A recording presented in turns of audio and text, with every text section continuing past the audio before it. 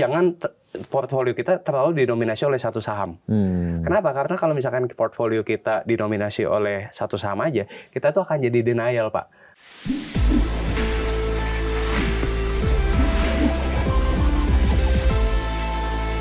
Soal hipotesa salah. Ya. Pernah nggak hipotesa salah terus akhirnya memaksa Mas Rifan cut loss? Pernah nggak? Pasti pernah.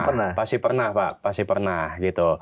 Nah, ini mungkin kita boleh sebut emiten. Ya, boleh. Nggak apa-apa. Oke, mungkin saya juga sering sharing juga, Pak, di di channel saya juga, Pak, di YouTube gitu kan, di teman-teman member juga. Jadi kalau saya pernah waktu 2021. Nah, jadi waktu itu saya ada masuk ke saham HKMU, Pak. Nah, HKMU ini kan sebenarnya kalau kita lihat secara kinerja, dia quite okay. Hutang relatif nggak terlalu banyak. Dia juga perusahaan dengan fundamental yang bagus, ya kan. Pipa baja juga, Pak, gitu kan. Industrinya bertumbuh, gitu kan. Nah, jadi waktu itu saya ada masuk di Rp70 per lembar saham. Harga sahamnya udah lumayan turun tuh, Pak. Dari hampir 200 kalau saya nggak salah ingat ke Rp70.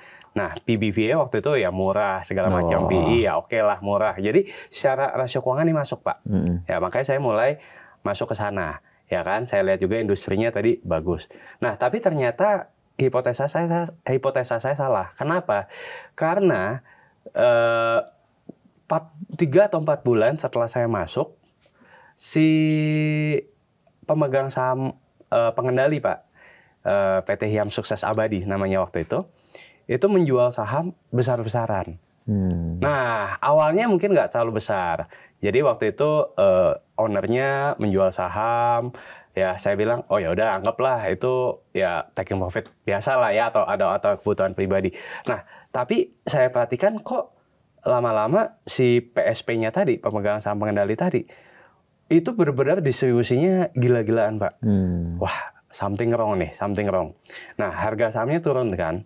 Ya udah, saya waktu itu di 52, daripada saya merisikokan uang saya mati di 50 perak nggak bisa dijual atau bisa dijual di pasar nego, Pak. Cut loss. Saya cut loss.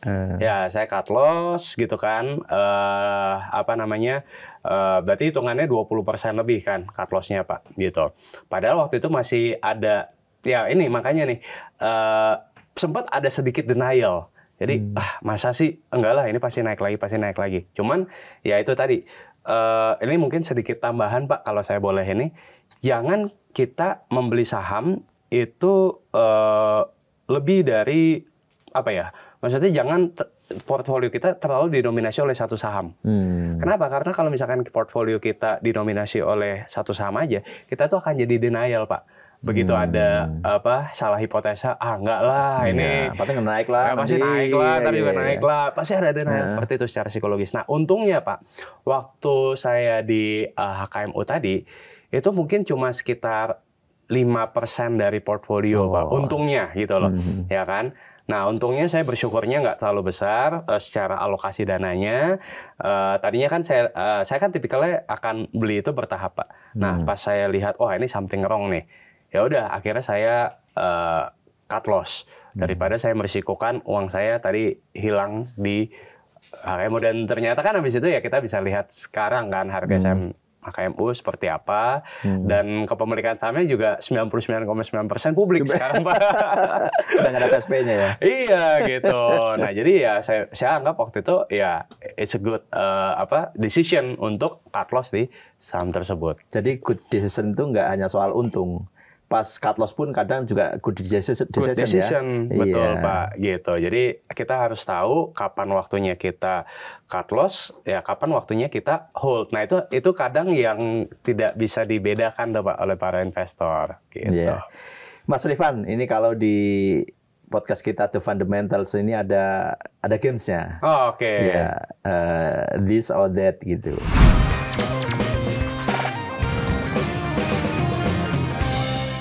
Saya tanya, terus Mas Rifan menjawab dengan pendek. Nanti kalau saya butuh penjelasan, saya akan tanya juga gitu. Boleh, Pak. Kalau kita bicara investasi nih, kondisi sekarang nih, perbankan atau properti? Perbankan. Tadi ada jelasan ya. Blue chip atau growth stock? Boleh value stock nggak Pak? Oh, Kalau saya lebih ke value stock. Mungkin bisa jelaskan Mas, value stock itu seperti apa? Value stock itu jadi agak beda dengan growth stock ya. Jadi kalau growth stock itu kan mencari saham yang kinerjanya bertumbuh di atas rata-rata, ya kan. Tapi growth stock ini biasanya secara valuasi juga udah mahal. Nah, kalau saya lebih lihat value-nya. Jadi bukan yang termurah, balik lagi, tetap cari perusahaan yang bertumbuh, cuma secara valuasinya dia masih undervalue Pak, atau masih reasonable gitu. Nah, jadi kan tetap cari perusahaan yang bertumbuh tapi valuasi ini masih murah. Nah, tetap valuasi ini jadi kunci nih Pak. Gitu. Nah, itu yang saya sebut sebagai value stock. Jadi sederhananya value stock itu adalah harga saham yang sekarang ini diperdagangkan jauh di bawah nilai intrinsiknya. Oke. Rapat pagi singkat atau rapat sore mendalam? Rapat pagi singkat. Seneng pagi ya? Saya morning person, Pak. Oh, iya. Nonton YouTube atau dengerin podcast? Atau nonton podcast di YouTube? Kayaknya yang kedua, nonton podcast di YouTube. Karena kalau saya lebih visual orangnya, Pak. Oh, visual ya. Gitu. Iya. Kalau di masa tua nih, pensiun gini Mas Rifan, pilih di desa atau di kota? Saya lebih senang di kota, Pak. Tetap di kota ya? Lebih kota. Padahal sekarang juga bisa loh kita main saham atau investasi saham dari desa, gitu. Mantu juga udah bisa tuh.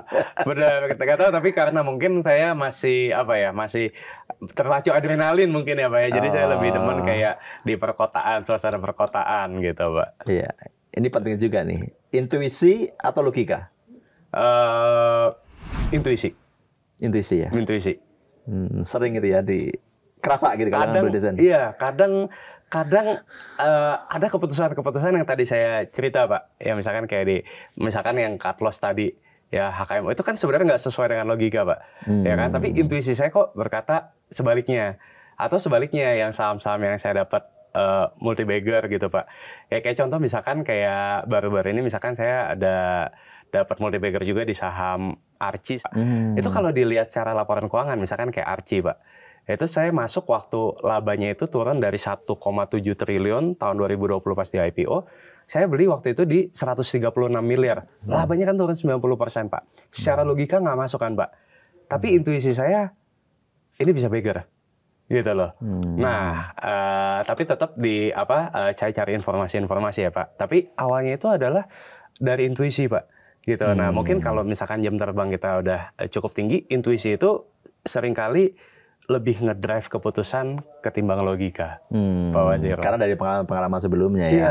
Iya, seperti itu, Pak. Superman atau super team? Super team. Olahraga nih, sepeda atau lari? Lari. Sering lari?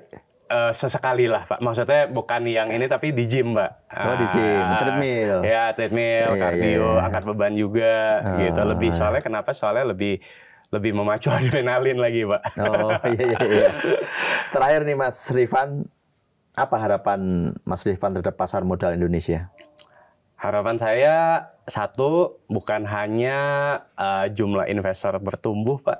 Tapi kualitasnya yang juga bertumbuh.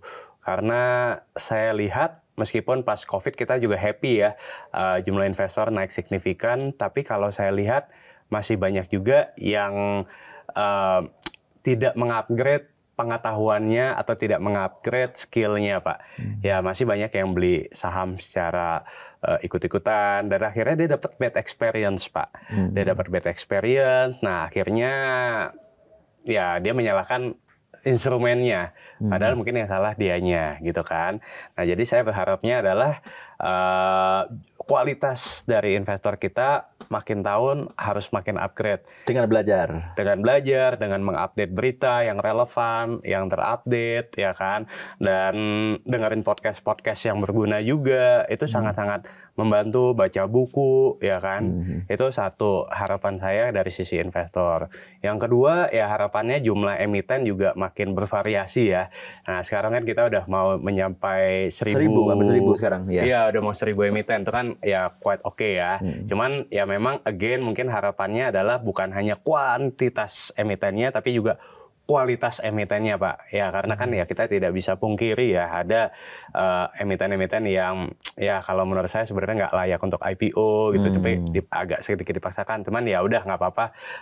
Yang penting kan tetap bertumbuh. Tapi kedepannya harapan saya emiten-emiten yang berkualitas dan belum IPO juga banyak. Nah itu yang perlu kita rangkul gitu kan. Ya yang ketiga mungkin kalau untuk regulator ya kebijakan-kebijakan yang lebih pro investor lah Pak Mas Hirom, seperti itu Pak. Baik, terima kasih Mas Rifan. Tak terasa nih udah 40 menit kita ngobrol dengan Mas Rifan. Kalau istilah anak sekarang daging semua ini isinya nih. Sekali lagi terima kasih Mas Rifan.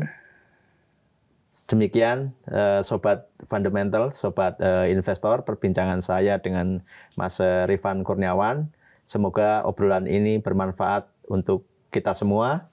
Terima kasih. Saya Mas Hirom, undur diri. Thank you.